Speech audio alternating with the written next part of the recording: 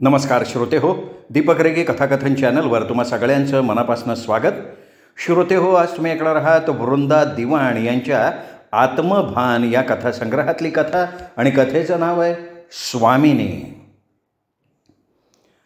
पंकजाची परीक्षा संपता संपता तिच्या मावशीनं देगलूरकरांकडचं स्थळ तिच्यासाठी सुचवलं. देगलूरकर कुटुंबीय तिच्या परिचयाचे होते. त्यांचं आपसात दूरचं नातंही होतं. मावशी पंकजाच्या आईला म्हणाली, तिची पदवीची परीक्षा संपलीच आहे आणि पुढे शिकण्याचा विचारही नाही, तर देगलूरकरांच्या विकासला पंकजा दाखवून का घेत नाहीस? स्थळ चांगलं आहे. पंकजाची आई म्हणाली, अगं आत्ता तर परीक्षा संपली आहे, 20वं पूर्ण झालं आहे, करू की सुरुवात, घाई कशाची आहे? मावशी म्हणाली, अगोदर घाई नसते, मग मध्ये 2-4 वर्ष गेली की मुलगी निब्बर होऊन जाते आणि पसंत पडेन अशी होते. घरात ठेवून काय करणार आहेस? अगं तिला थोडं घरकाम शिकू दे, स्वयंपाक येऊ दे, कुकर लावायला आला की झालं का? पोळ्याही तिला नीटशा येत नाहीत. मुख्य म्हणजे आम्ही तसा विचारही केलेला नाही गं तिच्या लग्नाचा. शिकेल ग स्वयंपाक, सगळ्यांना का सगळं थोडंच येतं? संसारात पडलं की शिकतात मुली. तुम्ही पुढे मागे केलं तर हातचं छान स्थळ निघून जाईल, मग 2 वर्षांनी शोधता शोधता धमाल. पंकजाच्या आईलाही बहिणीचं म्हणणं एकीकडे पटत होतं, पण पंकजानं लग्न होऊन इथून जावं हेही मन स्वीकारत नव्हतं. शिक्षणाच्या जाचातून आत्ता कुठे ती निवांत होणार होती? तोच हा नवा ससेमिरा मागे लागणार होता. पंकजाच्या आईचं आतलं मन म्हणत होतं, एकदा का लग्न झालं की मुलींना त्यांच्याही नकळत प्रौढ व्हावं लागतं. मनात नसताना तडजोडीचं आयुष्य स्वीकारावं लागतं पुढे कितीतरी दिवस. पण पंकजाच्या आईने तिच्या बाबांच्या कानावर आपल्या बहिणीचा मानस घातलाच. उगाच मागावून अपराधी वाटायला नको म्हणून योग असेल, तिचं बाशिंग बळ प्रबळ असेल तर गोष्टी विनासायच घडूनही जातील अशी ही एक आशा होतीच. स्वप्नच होतं म्हणा ना. पंकजाच्या आईचं समाधान व्हावं म्हणून तिची मावशी म्हणाली, अगं किती दूरच्या गोष्टी आहेत यशोदा. मुलगी दाखवणं, ती पसंत पडणं, कुठे अडथळा न येता लग्न जुळून येणं, ही तुला वाटते तेवढी सहज गोष्ट नाही. तुला अजून अनुभव नाही आहे या गोष्टींचा. ललितानं 10 मुलं बघितली आहेत, हीच त्यांना नाकारायची. बोल काय करणार आईबाप? रडकुंडीला आले. जबरदस्तीने तर मुलीला बोहल्यावर चढवता येत नाही. तेव्हा तू आत्तापासून सुरुवात कर, वर्ष 6 महिन्यात जुळून येईल. लग्नाची झाली आहे म्हणून तर स्थळ सुचवलं, नाही तर मी तरी खडा टाकला असता का? सांग बरं. हो नाही करता करता मन झोका घेत असतानाच पंकजाला दाखवण्याचा कार्यक्रम झाला. M.Com झालेल्या विकासला 10,000ची एका कंपनीत नोकरी होती. राहतं 2 मजली घर होतं. मोठ्या दोघी बहिणी लग्न झालेल्या होत्या. सासरेही नुकतेच निवृत्त झालेले होते. एक खोट होती, उणीवच. मुलाची आई मागच्याच वर्षी एका बारीकशा आजाराचं निमित्त होऊन वारली होती. त्यामुळे घरात स्त्री नव्हती, लक्ष्मीचा वावर नव्हता. तेवढ्या सुखाला ते घर वंचित झालेलं होतं. मुलावर जबाबदारी अशी नव्हती. म्हटलं तर घरात वडीलधारं माणूस म्हणून होतेच सासरे. त्यांना मुलाचं लग्न करून सून आणण्याची थोडी घाईच झाली होती, ती ह्याचसाठी. कारण स्त्रीविना घर हे घर नसतंच. स्त्रीचं वास्तव्य वास्तूला शांती देत असतं. स्त्रीच घराची देखभाल जीव ओतून करत असते. प्रभाकरराव देगलूरकरांना याची जाणीव होती, ते त्या अनुभवातनं गेलेले होते. स्त्रीचं घरभर अस्तित्व असतानाचं घर आणि तिच्याशिवायचं घर यात फार जीवघेणी तफावत असते याचा त्यांना प्रत्यय आलेला होता. अनघा आणि सुमन लग्न होऊन गेल्या होत्या आपापल्या घरी. त्यांची काळजी नव्हती. त्यांना त्यांचा मार्ग गवसलेला होता. त्या आपापल्या संसारात सुखी होत्या. त्यांच्या प्रवेशानं त्यांची घरं सुखासमाधानानं नांदत होती. रितं झालं होतं ते त्यांचं घर त्यांच्या बायकोच्या निधनानं वर्षापासून. ध्यानीमनी नसताना गोष्टी घडून जातात आणि सगळं जीवनच ढवळून निघतं. मृत्यूचा तडाखाच तसा असतो. प्रभाकरराव देगलूरकरांच्या बाबतीत तसंच काहीसं घडलं होतं. पण काही दिवसात ते सावरले होते आणि त्यांच्या मनानं ठरवलं होतं की आता लवकरच विकासचं लग्न करायचं आणि हक्काची घरची लक्ष्मी घरी आणायची. त्याच दृष्टीनं त्यांनी ओळखीच्या माणसांजवळ शब्द टाकला होता. पंकजाच्या मावशीला इथे येऊन भेटून म्हणाले होते, विकासचं लग्न यावर्षी करावं म्हणतोय, सुचवा एखादी त्याला अनुरूप वाटणारी साजेशी मुलगी. आम्हाला काही देणं घेणं नको. मुलगी सालस असावी, लाघवी असावी, साखरेनं दुधात मिसळून जावं तसं तिने या घरात आणि विकासच्या जीवनात मिसळून जावं, एवढीच माझी अपेक्षा आहे. आणि तेव्हाच मावशीच्या डोळ्यांपुढे पंकजा आली. निमगोरी, शेलाटी, मोठमोठ्या डोळ्यांची, प्रमाणबद्ध जीवणीची आणि सुडवलं बांध्याची, उमलत्या फुलाच्या वयाची पंकजा. मुलगी पाहण्याचा कार्यक्रम होऊन आठवडा उलटून गेला. पंकजाच्या आईला वाटलं पंकजा त्यांना आवडलीच नाही तर छानच आहे, आम्हाला तिचं नाहीतरी आत्ता लग्न करायचंच नाही आहे. तिच्या मावशीचं मन दुखवू नये म्हणून प्रोग्राम केला आम्ही. प्रकरणावर पडदा पडतोय म्हणता म्हणता एक दिवशी प्रभाकरराव देगलूरकर स्वतःच अवतरले. त्यांनी बंगल्यात प्रवेश केला तेव्हा पंकजा झोक्यावर बसून फुलांच्या माळा बनवत होती. पायाच्या रेट्यानं हळू झोका घेत होती. हळूहळू स्वतःशीच गुणगुणत होती. तिचं प्रभाकररावांकडे लक्षच नव्हतं. पण ते भरल्या मनानं आणि तृप्तीनं एखादं चित्र निहाळत राहावं तसं तिला भारावून बघत राहिले कितीतरी वेळ. मध्येच तिचं लक्ष गेलं समोर तर समोर प्रभाकर देगलूरकर प्रसन्नपणे हसत उभे.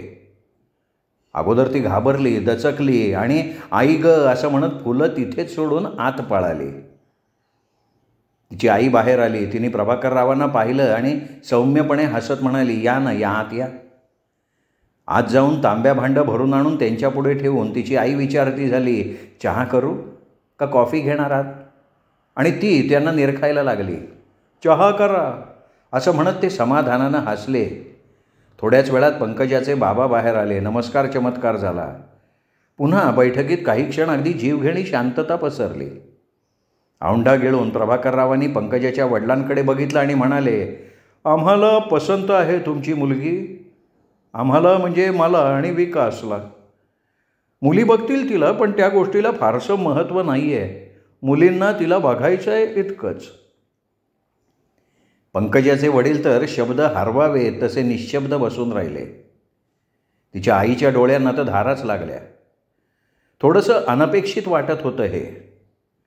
कारण या पसंतीच्या क्षणापासून पंकजाच्या दुराव्याचा क्षण सुरू झाला होता आणि तो अंतराय निर्माण करणारा क्षण मायेच्या माणसाला सोसणं कठीण असतं. कोणीतरी हातात घट्टपणे पकडून इतके दिवस ठेवलेलं हिसकावून घेत आहे अशी भावना क्लेशकारक असते. सांगा, साखरपुडा कधी उरकून घ्यायचा? तारीख कधी काढायची लग्नाची?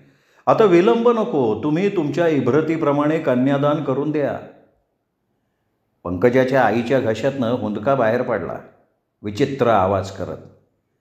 भीती खरी ठरली होती. लग्न ठरूनच गेलं होतं. आता घाई होती कार्य उरकण्याची. पंकजाच्या आईने शांतपणे पंकजाला विचारलं, पंकजा, अजूनही वेळ आहे, विचार कर, मग निर्णय घे. आम्हाला तुझ्या लग्नाची घाई नाही आहे. 2-4 वर्षांनी पुढे बघू. तुला खरंच स्थळ पसंत आहे का? विकास आवडला आहे का? स्पष्ट बोल. मी काय म्हणावं अशी तुझी अपेक्षा आहे गाई? आज लग्न नको म्हणू शकते मी, पण 2-4 वर्षांनी किंवा अजून कधीतरी या चक्रातनं मला जायलाच लागणार आहे ना. मग आता हे लग्न का नको? कशासाठी? काळजीने तिची आई म्हणाली, अगं, घरात कोणी बाई माणूस नाही आहे मार्गदर्शन करणारं ग. एक आई आणि सासू या 2च स्त्रियांच्या पोटात माया असते.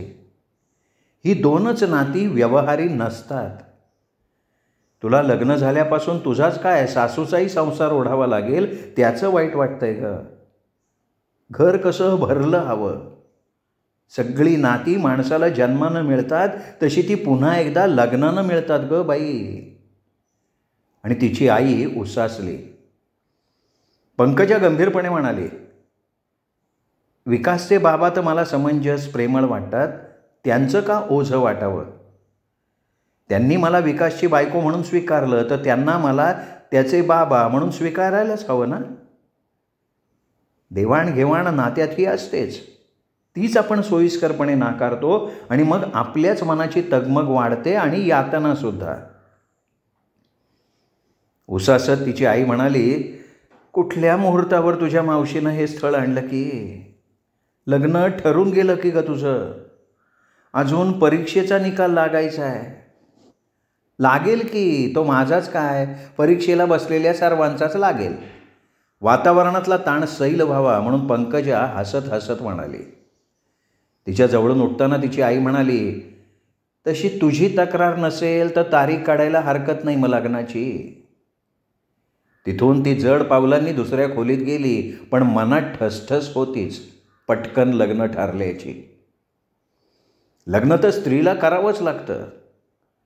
लग्नानं जगण्याचं क्षितिज पुन्हा एकदा बदलून जातं. पुन्हा एकदा स्त्रीला आपल्याच आयुष्याशी समजून उमजून जुळवून घ्यावं लागतं. हे तर प्रत्येक स्त्रीला मनात असो वा नसो करावंच लागतं. मग पुढे कधीतरी या तडजोडीनं आपला संसार आपल्याला नितळ सुंदर भासायला लागतो, हेही खरंच होतं. पंकजाची तक्रार नाही म्हणता गोष्टींना गती आली. सगळं भराभरा ठरत गेलं. थोडी पैशाची जमवाजमव करावी लागली, थोडी उधारी उसनवारी वगैरे झाली, पण कार्य सुखानं पार पडलं. पंकजा सबनीस पंकजा विकास देगलूरकर झाली. पंकजाचं घर बदललं, अंगण बदललं, गाव बदललं आणि जगण्याची चाकोरीसुद्धा. एक मात्र लक्षात आलं तिच्या आईच्या, की पंकजा त्या घरात सगळ्यांना आवडली, हवी हवीशी वाटली. अगदी विकाससह त्याच्या बहिणींना, वडिलांनासुद्धा. काळजी करावी, धास्ती वाटावी अशी काही बाब उरलीच नव्हती. तसं मन थोडं निवांत झालं, पण एकटं असलेलं तिच्या आईचं मन विचारत राही स्वतःला, की गॅस नीट बंद करत असेल का ही रात्री? भाज्या कशा बनवत असेल? मिठाचा अंदाज जमत असेल? पोळ्या जमत असतील? घर आवरत असेल? त्याच क्षणी तिच्या मनात येई, की फार नाही, निदान पंकजा घरात रुळेपर्यंत, त्या घराच्या रीतीभाती, आवडीनिवडी, घरातल्या माणसांच्या मनाचे कंगोरे हे सगळं कळून येईपर्यंत तरी अंथरुणाला खिळून का होईना तिची सासू जगायला हवी होती. घराण्याचा वसा तिच्याकडे सोपवेपर्यंत तरी. आधार असतो सासूचा त्या घरात जाताना. पण काही गोष्टी माणसाच्या हातात नसतातच. जन्माला आलेल्या प्रत्येकाला कुणीतरी त्याच्या मनानुसार, लहरीनुसार खेळवतं, नाचवतं आणि वेडाखोळा माणूस मी मी मी म्हणत सर्वाचं श्रेय स्वतःकडे घेत जगत राहतो. पंकजाचं लग्न, तिचं इथून जाणं एखाद्या सुंदर स्वप्नासारखं वाटायचं कधी, तर कधी मन कुरतडणारी बाब होऊन जायचं तिच्या आईला. सभोवतीच्या घटना नेहमीसारख्या घडत असल्या तरी माणसाचं मन तेच त्याला सारखं छळत असतं, नाना प्रश्न विचारून भंडावून सोडत असतं. माणसाचं मन जसं सशक्त असतं तसंच ते दुबळंही असतं. हे स्वतःच्याच मनाचं दुबळेपण त्याला कळूनही येत असतं. पंकजाचं माहेरी येणं, सणवार, हाऊसमौज यात लग्नानंतरचं पहिलं वर्ष तर स्वप्नासारखं संपून गेलं. पंकजा सासरी गेली आहे म्हणता म्हणता काहीतरी निमित्तानं माहेरी यायची, वारंवार भेटी व्हायच्या, बोलणं व्हायचं. ती तिथे मला काही कमी नाही असं सांगायची, तरी तिच्या आईचाच त्याच्यावर विश्वास बसायचा नाही. तिची कुरकुर नसली तरी तिच्या आईचं म्हणणं असायचं, आता स्वतःहून पत्करलंय स्थळ तर सगळं गोड मानून घ्यायलाच हवं. म्हण आहे बाई, पावसानं झोडपलं आणि नवऱ्यानं बडवलं तर कुणी अन्याय केला म्हणत नाही. यावर पंकजा हसून म्हणायची, विकास तर सोड आई, पण त्याचे बाबा माझ्या पाठीशी असतात. तुझा विश्वास नाही बसणार, पण मला सकाळी झोप लागली ना तर विकासचा डबा करून देतात, दूध तापवतात, भाजी चिरून देतात. मुख्य म्हणजे काही सांडलं लवणलं तर बोभाटा करत नाही, जे तुलाही चाललं नसतं आई. आई म्हणे, अगं न जुळवून घेऊन काय करतील? तुझ्या लग्न अगोदर तर वर्षभर सगळं करावं लागलं असेलच ना त्यांना. ती तुलना मनात असेलच ना. शिवाय केलं त्यांनी काम तर कुठे काय झालं. मुलाच्या संसारासाठी तर करतात ना. यावर पंकजा समजुतीनं म्हणाली, आई अगं तू डोळ्यावरचा चष्मा काढून बघ. एक नवं माणूस घरात सामावून घ्यायचं म्हणजे सोपं असतं का ते. पण घ्यायचंच म्हणजे सगळं जमतं आणि नाहीच म्हणता काही जमतच नाही. जिथे तिथे खोटच दिसते. माझं तर सोड ग. विकासच्या लहरीसुद्धा ते हसण्यावारी नेतात. घरातलं वातावरण खूप छान ठेवतात. आपल्या मुलीनं तक्रार करावी, मी कुठेतरी सुखी नाही असं तिनं सांगावं, ही तिच्याच आईची आतली एक दुबळी इच्छा होती. आपल्या मुलीची काळजी म्हणून तिची आई ती इथून निघताना पापड, लोणचं, मेथकूट, मसाला, शेवया सारं सारं सोबत देत राहायची. हे सगळं संसाराला लागतं ग, तू कुठे करत बसणार आहेस असं म्हणत. त्यामागे वात्सल्यही होतंच. शिवाय असं काही करताना प्रमाण जमलं नाही तर घरातलं वातावरण दूषित होतं आणि मतभेद, वादावादी होऊ शकते, हा तिचा स्वतःचाच अनुभवसुद्धा होता. पंकजानं आपणहून म्हटलं होतं, आई माझं मलाही करू देत ना काहीतरी. कधीतरी कधीतरी मलाही माझ्या संसाराची सुरुवात करायला लागणारच आहे ना. तुझं देणं इथून नेणं आयुष्यभर का पुरणार आहे. शिवाय विकास म्हणतो तुझ्या आईला का त्रास, तू केव्हा शिकणार आहेस. तिच्या बोलण्याचा रोख लक्षात येऊनही आई म्हणाली, शिकशील हळूहळू, मला होत आहे तोवर देईन. मलाही कळत नाही मी काय आयुष्यभर देत राहणार आहे. पण तुला असं करून देताना मन शांत होतं.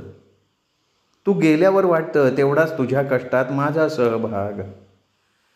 तुझ्या काही मैत्रिणींची तर अजून लग्नही झाली नाहीत आणि तिला पुढे काय बोलावं कळेना. मूलही होत आहे असंच म्हणायचं आहे ना आई तुला. असंच काही नाही ग. वैवाहिक जीवनात मुलं होणं हाही एक महत्त्वाचाच टप्पा असतो. पुन्हा एकदा स्त्रीला आपल्या जाणीवांसह संसारात स्वतःला रुतवून घ्यावं लागतं. मूल होण्यानं पुन्हा एकदा तिचं जगणं बदलून जातं, विस्तारलं जातं. येईलच तुला हा अनुभव. सुख आणि दुःख याच्या सरमिसळीने तर जगणं बनलं जातं ना माणसाचं, तिची आई म्हणाली. पंकजाला बाळ होणार या विचारात तिची आई अजूनच गंभीर झाली. थोड्याच्या काळजीतही पडली. अशा वेळी घरात स्त्री माणूस हवंच असं तिला प्रकर्षानं जाणवून गेलं, पण प्रत्यक्षात ते नव्हतं हा भाग होता. 7 लागताच तिला बोलवायला ती गेली तर पंकजा म्हणाली, आत्तापासून मी तिथे येऊन काय करू आई. काही दिवसांनी मी आले तर नाही का चालणार. अगं बाळा ही रीत आहे. पहिलीट करी नाहीस तू. काही दुखलं खुपलं तर इथे घरात कोण आहे. आईने टोकलंच. अगं विकासचे बाबा आहेत ना, ते दिवसभर घरीच असतात. आणि तू काळजी करतेस ना तसं खरंच काही नाही आहे. अण्णा मला खूप जपतात, विकासपेक्षा सुद्धा. मी काय करावं, काय खावं, काय औषधं घ्यावीत त्याचं ठरलेलं आहे. मी विसरेन पण ते गोळ्यांची आठवण अचूकपणे करून देतात, पुन्हा पुन्हा विचारत राहतात. विकासचे बाबा म्हणाले, तिला वाटतंय ना तर राहू द्या ना, इथेही डॉक्टर आहेत, ओळखीचे आहेत. तसं काही वाटलं तर तुम्हाला फोन करू. पंकजाचं सासरी राहणं तिच्या आईला मुळीच आवडलं नव्हतं. निघताना तिची आई म्हणाली, अगं ह्याच वेळी राहायला मिळतं माहेरी. पुन्हा कोण तुला 4 महिने माहेरी ठेवणार आहे. आणि इथे कोण काम करणार आहे. यावंच लागेल तुला इथे. झपकत मिळतीये तर घे विश्रांती. ह्यावर पंकजा नाराज झाली होती, पण तिच्या मनानं घेतलं होतं की कधीतरी आईशी थोडं सविस्तर बोलायलाच हवं. काळजी आणि शंका यांनी तिचं मन कमकुवत झालं आहे. ती निर्गाठ सोडवायलाच हवी. आणि ती त्याच संधीची वाट बघत होती, योग्य संधी बघत होती. खरं तर तिलाही माहेरी राहावंसं वाटत होतं, जावंसंही वाटत असायचं. पण ती माहेरी गेली की विकास घरी उशिरानं यायचा. त्याचे बाबा पण रात्री 10-10 वाजेपर्यंत त्याची वाट बघत बसायचे. यावर त्याला टोकावं, काही बोलावं तर पंचायत, नाही बोलावं तर प्रसंगानं मनाचं धास्तावणं, अशी त्यांची विचित्र कोंडी झालेली होती. अखेर 9 लागताच अण्णांनी आपणहून तिला आणून सोडली होती माहेरी. म्हणाले, लहान आहे पोर, आता तिचं तिथे असणं योग्य नाही. विकासची आई असती ना तर मी हे बाळंतपण तिथेच केलं असतं, तुम्हाला बोलवून घेतलं असतं तिकडे. अहो पण जग रहाटीप्रमाणे पहिलं बाळंतपण माहेरीच व्हायला हवं. लोक नावं ठेवतात. हे बघा, लोकांचं नका मला सांगू, पण आपण आपल्याला काय सोयीचं पडतं ना ते करावं, आपल्याच मनाला प्रमाण मानून. मी या मताचा आहे. प्रभाकरराव पंकजाला सोडून निघाले तेव्हा त्यांना नमस्कार करून पंकजा म्हणाली, अण्णा अहो मला यांची नाही, मला तुमची काळजी वाटते. पत्त्याच्या क्लबमध्ये पुन्हा जायला लागा बरं. काय? डोळ्यात जमणारं पाणी बोटानं टिपत प्रभाकरराव म्हणाले, बघा तिला माझी केवढी काळजी येते. माझ्या अनघा आणि सुमनसुद्धा म्हणतात की आमच्यापेक्षा तुम्ही पंकजावर जास्त प्रेम करता. पंकजाची आई तिच्या केसांवरनं हात फिरवत म्हणाली, आता मलाही पंकजाची काळजी वाटणार नाही. आपली मुलगी दिल्या घरी सुखी असावी, ह्यापेक्षा आईवडिलांना काय हवं असतं अण्णा? समाधान हे माणसाच्या अनेक रोगांवरचं रामबाण औषध असतं. पंकजाला मुलगा झाला. महिनाभरात बाळाचं बारसं झालं.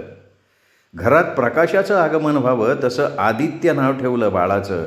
सुख सर्वांगात फुलून आलं. दिवस उन्हासारखे पुढे पुढे सरकत होते. सुख कमळ फुलासारखं चहूबाजूंनी फुलून आलं होतं. पंकजाई उजळून गेली होती. मातृत्वाच्या सुखानं निथळत होती, शांत समाधानी भासत होती. आज नाही उद्या पंकजा जाणार तिच्या घरी, तेही बाळासह, हेही तिच्या आईला माहिती होतं. पण तो क्षण शक्यतो ती दूर दूर ठेवत होती.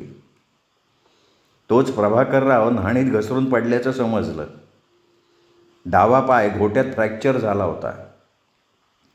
तू निघून इकडे ये असं विकासनं म्हटलं नव्हतं, तसा निरोपसुद्धा नव्हता.